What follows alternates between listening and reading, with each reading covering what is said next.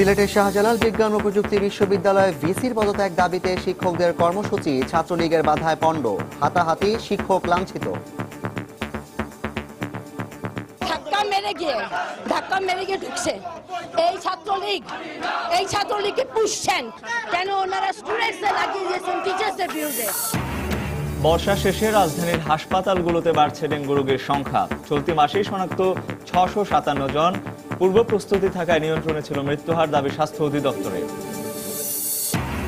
কোরবানির ঈদে চামড়া পাচার রোধে সীমান্তে কড়া নজরদারি থাকবে, ঘোষণা স্বরাষ্ট্রমন্ত্রীর। মৌসুমী ব্যবসায়ীদের জন্য আগেভাগেই চামড়ার দাম নির্ধারণের পরামর্শ।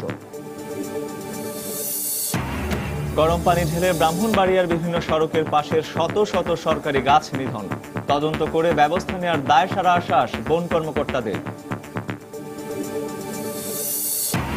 এবং অবশেষে শিল্প খাতে আবারও গ্যাস সংযোগ দেওয়ার সিদ্ধান্ত। ব্যবহার করা যাবে না অনুমোদনহীন খাতে। হুঁশিয়ারি প্রতিমন্ত্রীর, সংকটে পড়বে দেশ, মত বিশেষজ্ঞদের।